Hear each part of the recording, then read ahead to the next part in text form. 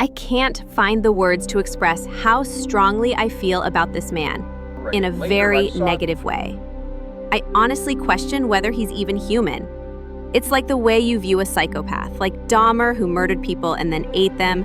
That's the lens through which I now see Sean Combs.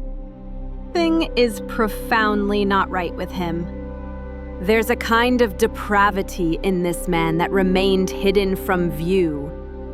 And honestly, I'm willing to excuse even some of those major Hollywood figures who attended his so-called white parties.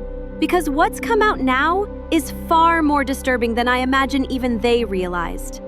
But the inner circle, the close team that surrounded him, they absolutely knew, and they don't deserve forgiveness. The tricky part for prosecutors is that these same people are now some of the main witnesses in this case. There's a saying in legal circles, the devil doesn't spend his time with saints. So when you aim to prosecute the devil, who's left to testify against him?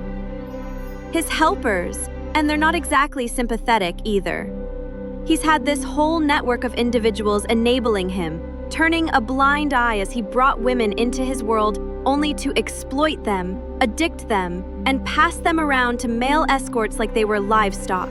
Yes, like animals being bred. What he subjected these women to is vile. He has no concept of what love actually means. It's strange, people close to him still seem mesmerized by him, returning to him time and again, and even now they describe the whole thing as complicated.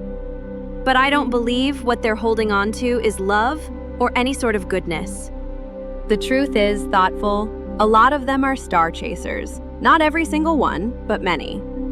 They're under the spell of his wealth and fame.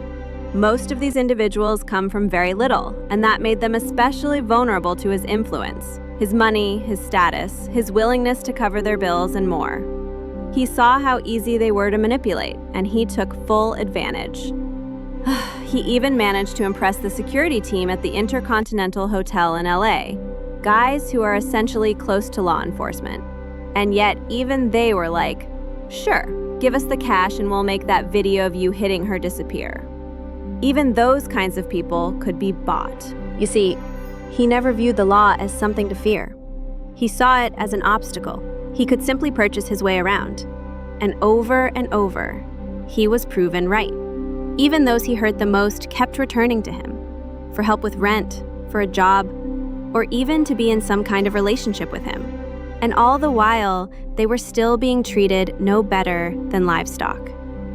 And these women were fully aware of what was happening. They didn't enjoy it, they didn't ask for it. Every single one of them knew. Yes, there are messages, like ones from Cassie Ventura early on, saying things like, I'm excited for the freak-offs. I like them. But keep reading. Seriously, keep reading. Go ahead and review all her texts. Let me know when you find the ones that say, I love the freak-offs when we're both into it, because that's what matters.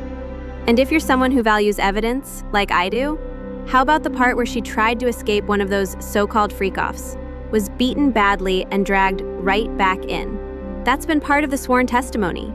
So let's at least agree that whatever consent may have existed early on was clearly no longer present.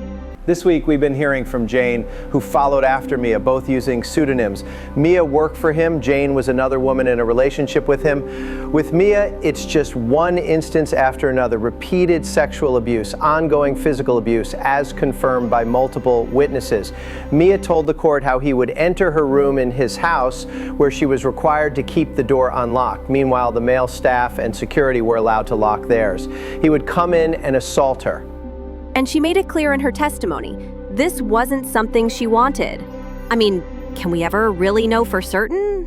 I don't know. I honestly don't. He was just such a monster. I'm not even sure what the right word is. I don't want to say aphrodisiac because that implies something that genuinely arouses desire, but he had this kind of godlike presence in the eyes of his staff. So can we say with absolute certainty that she didn't want him when he showed up in her room? I don't know. I truly don't. But after everything I've heard from Cassie Ventura, from Jane, It's become clear this man had no problem coercing women into a life filled with what he called freak-offs or wild nights or whatever label you want to give it. He beat them. He knew they didn't want to be there, but he used the threat of violence, of public shame, of destroying their careers, or simply withholding the money they needed for rent to keep them trapped. And in my view, the government has him. They've got him on every single charge. Some folks are skeptical about whether they can nail him on the RICO charge, since that requires proving he acted like a mob boss, orchestrating multiple crimes. But remember, under RICO, you only need 2 predicate offenses. And frankly, they've got that already.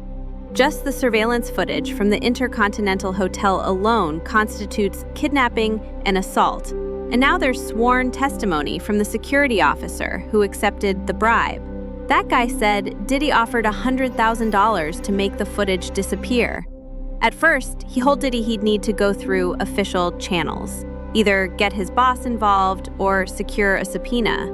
But instead of following the rules, Diddy made the offer, $100,000 cash. The supervisor agreed, asking for half, $50,000. Total disgrace. The man took the money, and then the officer who testified, now protected by immunity, split the remaining half with another guard who was on duty that night. The only one who didn't take a dime was the first witness in this case. He testified that Diddy's security team showed him a bag filled with $100,000 in cash, but he refused. Not only that, he pulled out his phone and recorded the security footage showing the assault before heading out for the weekend. He admitted he wanted to show it to his wife, but it's clear he also understood that the video might vanish before he returned on Monday. And sure enough, it did. He's believed to be the one who handed the copy over to CNN. That's why we've seen the footage. That's why the prosecution opened their case with it. He was the only person involved who acted with integrity, who said no to the money and made sure the truth didn't disappear.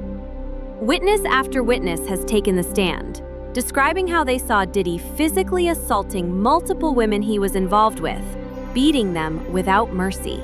No level of violence is ever justifiable, but the sheer brutality in these stories is chilling. Splitting Cassie's lip, allegedly hurling a frying pan at her. We've even seen footage of what he did. Each survivor describes the same response, dropping to the floor, trying to shield their core and avoid more serious injury. But even then, he would kick them in the stomach while they were down. And then there's Jane.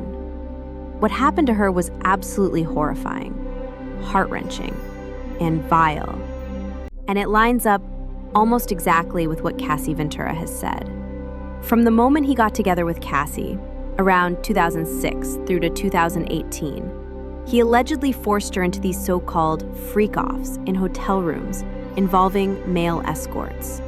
And when one was over, he would move on to the next, with other women. Cassie, and so many others, see it clearly.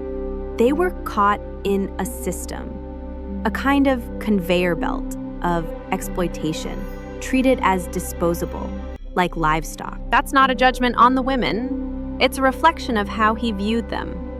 That's how little he respected or valued their humanity. Jane eventually stepped into the role of Combs' girlfriend. This happened not long after his relationship with Cassie ended. She remained in that position, on and off, all the way up to his arrest in 2024. And honestly, her story might be the most heartbreaking of all. Let me just say this: spend time with your kids. You don't have to pretend everything they do is amazing or call every doodle a masterpiece. But you do need to nurture their confidence, help them understand their worth, and let them feel grounded, like they belong somewhere, ideally in a family that shares meals together and where parents show up for them. And if, heaven forbid, a child grows up without a father or loses that presence at some point, make sure there's a strong, respectful male figure in their life. Because if not, they might end up seeking validation from men who don't respect them at all. Men like Sean Diddy Combs. To me, there are really 2 stories here. One is about the sheer moral collapse of this man. How did he become this person? It had to be about more than just money and fame. because plenty of people achieve both and don't go down this road. And then there's the story of these women. How deeply broken some of them seemed, how emotionally starved, how disconnected they were from their own sense of worth and identity. That's the only way to explain how, again and again, they allowed themselves to be pulled into these so-called freak-offs. And after all that, they still returned to him, even after the abuse. This isn't just about celebrity culture. It's a textbook case of domestic abuse. And the truth is, it's incredibly hard for women in these relationships to escape. If you can understand why someone might endure being hit more than once, you can also begin to understand why someone might be coerced into degrading situations repeatedly. It's a vicious cycle of control, fear, and emotional manipulation. If this had happened only once or twice, if the only evidence was a text saying something like, "I want this," or even Jane, I think it was, who said early on it felt taboo and exciting, then maybe he'd have a plausible defense, something like, "There was mutual interest. I had no reason to think it wasn't consensual." But we are so far beyond that now. This isn't about isolated incidents. This is a long-standing pattern, and the evidence is overwhelming.